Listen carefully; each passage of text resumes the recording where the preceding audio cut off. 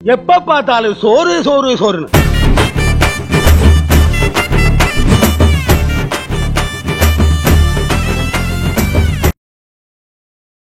ஏய் மாப்ள ஏன்டா டென்ஷனா சுத்திட்டு இருக்க? அட நாளைக்கு ரிசல்ட் அப்பா, அதான் பெரிய இதா. ஏன் பாஸ் ஆயிடுவல? பாஸ் எல்லாம் ஆயிருவேன். அப்ப என்ன எல்லாமே எல்லா உண்மையும் கரெக்ட். நீ பாஸ் ஆனா நானும் பாஸ் ஆயிருவேன். நான் பாஸ் ஆனா நீ பாஸ் ஆயியா? ஆமா. எப்படி? அந்த எக்ஸாம் உன்ன பார்த்து தான் எழுதுனேன், பின்னாடி தான் எழுதுனேன். என்ன பார்த்து நீயா? இது உண்மை இருக்கையா? ஐயோ, எனக்கு கொடுத்தது ஏ கொஸ்டின் பேப்பரியா, உனக்கு கொடுத்தது பி கொஸ்டின் பேப்பரியா? அதாவது எனக்கு கொடுத்த கொஸ்டின்லாம் உனக்கு அப்படியே மாத்தி மாத்தி கேட்டிருப்பாங்க. ஆன்சர் வேற மாதிரி வந்திருக்கும். நான் எழுதுன ஆன்சர் எழுதுனா தப்பா வந்திருக்கும் உனக்கு. அப்ப இதையான எக்ஸாம்னு சொல்ல, அப்ப மட்டும் அந்த காட்டு காட்டு. நான் சும்மாவே காட்டு காட்டுன்னு காட்டுவேன், நீ வேற காட்டு காட்டு. நீ எல்லாம் போச்சு.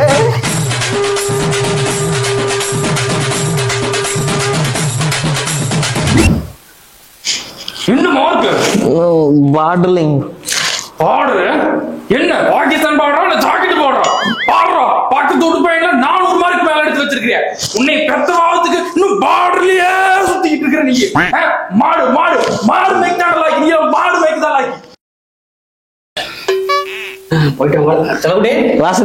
என்ன உங்க அப்பா மாடு மேய்க்கிற அப்படின்னு அவரு எனக்கு நினைச்சதப்ப அவர் அப்பப்ப இப்படிதான் ஏதாவது தெரியாம புலம்பிட்டு இருப்பாரு. அவருக்கு தெரியுமா லட்சாதிபதி?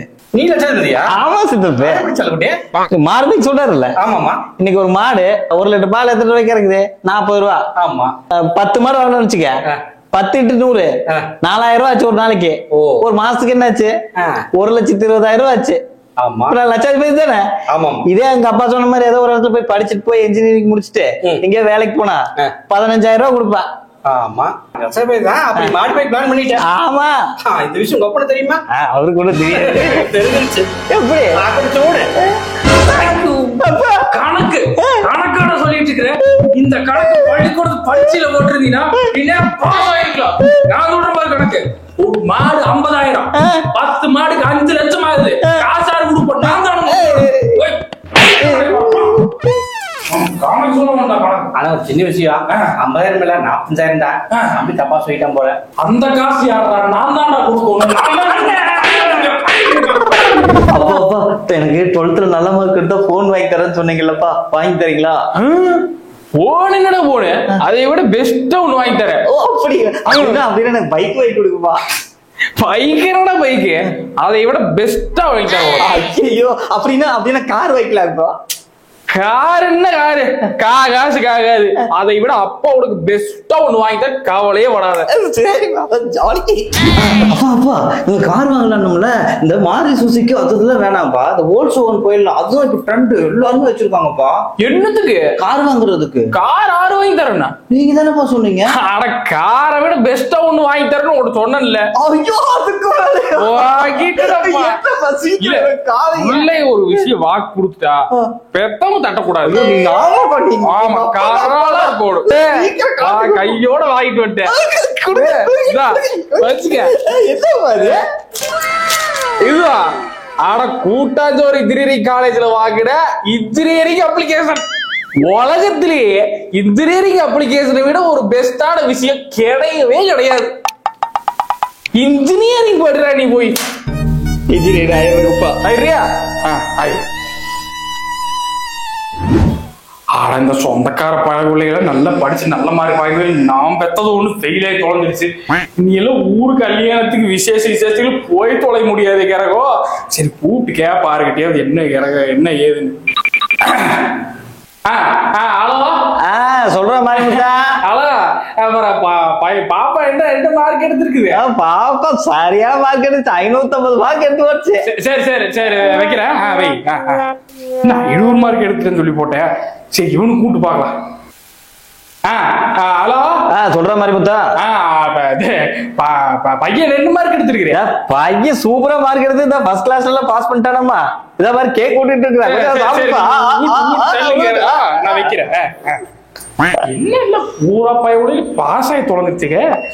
இவன் பையன் கண்டிப்பா பாஸ் ஆயிருக்க மாட்டேன். ஹலோ சொல்லுப்பா.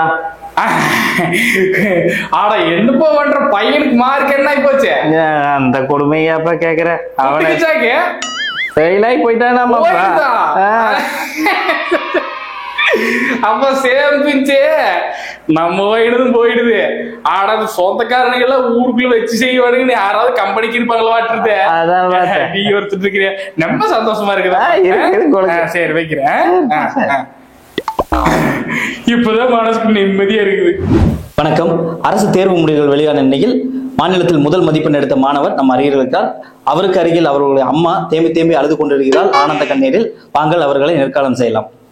மாநிலத்தில் முதல் மதிப்பெண் எடுத்துக்கிறீங்க, இதை பத்தி நீங்க என்ன நினைக்கிறீங்க? இந்த நாளை வந்து என்னால மறக்கவே முடியல. நான் இங்க நிக்கிறது நிஜமானே எனக்கு கொஞ்சம் சந்தேகமா இருக்கு. கிள்ளி பார்க்க வேண்டியதா இருக்கு. இந்த இடத்துல நான் நிக்கிறதுக்கு எங்க அப்பா தான் காரணம். தலைமை ஆசிரியர் அந்த தலைமை ஆசிரியர் வந்து எனக்கு ரொம்ப உதவிகரமா இருந்தாருங்க. அவரெல்லாம் வந்து எனக்கு ஹெல்ப் பண்ணனாலதான் இந்த தேர்வுல நான் வெற்றி பெற்று இந்த இடத்துல நின்று உங்க முன்னாடி பேசிட்டு இருக்கேன். எங்க அப்பா பாருங்க, எங்க அப்பா எல்லாம் பிடி சார் வந்து அவர் பீரியடை ஒதுக்கி கொடுத்து நீ வந்து படிடா, படிச்சாதான் நீ வந்து நல்ல நிலைமைக்கு போலான்னு சொன்னாரு. அதே மாதிரி நான் படிச்சேன். இதே மாதிரி நான் ஜெயிச்சுட்டு அப்பா வச்சாத பியூன் வந்து எனக்கு பிட்டு எழுதி கொடுத்தாருங்க.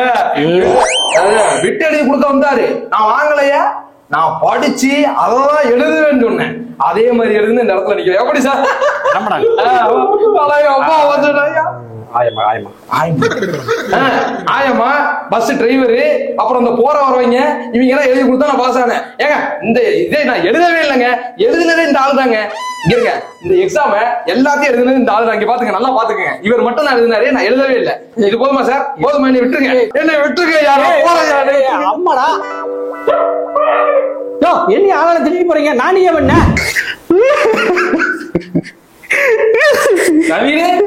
என்ன குளிக்கு குளிக்கு சிரிச்சிட்டு இருக்கிறேன். என்ன பார்த்தா குளிக்கு சிரிக்கிற மாதிரி தெரியுதா? நானே 2ல போயிருச்சு, 2 மார்க்ல போயிருச்சு ஃபீல் பண்ணிட்டு இருக்கிறேன். 2 போயிருச்சா? 2 மார்க் போயிருச்சு. ஆமாங்க. நவீனே, எங்க அப்பாக்கு தெரிஞ்சா வேற சும்மாவே இருக்க மாட்டாரு. ஆமாடா, இவரு இந்த நேரத்துல சூதானமா இருக்கணும். நீங்க எங்கேயாவது போயிட்டு மெடிக்கல் ஷாப்ல மாத்திரை ஈத்திரி வாங்கி போய் சேர்ந்துன்ற முடிவுக்கெல்லாம் போயிடாத. ஒரு மெடிக்கல் ஷாப்ல கேட்டா நிறைய கொடுக்க மாட்டானுங்க. ஒவ்வொரு மெடிக்கல் ஷாப்பா போய் ஒவ்வொரு மாத்திரையும் வாங்கி போய் பண்ணிருன்னு ஏதாவது முடி இருந்ததுன்னா தயவுசெய்து அது மாதிரி பண்ணிடாது. அதை விட முக்கியமான விஷயம், ஏதோ தூக்கிக்கு மாட்டிக்கிற ஐடியா இருந்தா கூட முருங்கை மரத்துல போய் போடுறாத. கீழே விழுந்தாலும் செத்து போயிருவ நீ. அதை விட முக்கியமான விஷயம், வீட்டுக்கு புறகாலதான் தண்டவாளம் இருக்குது. போய் தலைகளையும் வச்சு தோந்துடாத, இம்மீடியட்லி செத்து போயிருவேன். தயவு செஞ்சு அந்த மாதிரி எண்ணம் இருந்துன்னா விட்டுட்டு அடுத்த எக்ஸாம் பாத்துக்கல ஓடு. வர்றேன், அங்க ஒரு தழுதுட்டு இருக்கிறேன், நம்ம என்னன்னு பாத்துக்கலாம். நானே சென்டமுக்கு 2 மார்க்ல மிஸ் ஆயிருச்சுன்னு சொல்லி ஃபீல் பண்ணிட்டு இருந்தா, சும்மா இருக்கிறவனையும் என்னைய பூச்சு ஏதோ ஒண்ணு மண்டையை கழுவி என்னை ஏதாவது பண்ணி விட்டுறணும். இதே மாதிரிதான் ஊருக்குள்ள இருக்கிற அத்தனை பேர்த்தையும் நீ மண்டையை கழுவி ஏதாவது பண்ண வச்சுட்டு இருக்கிற. உன்னைய மாதிரி ஆளுகளை முதல்ல ஒழிச்சு கட்டினாதான்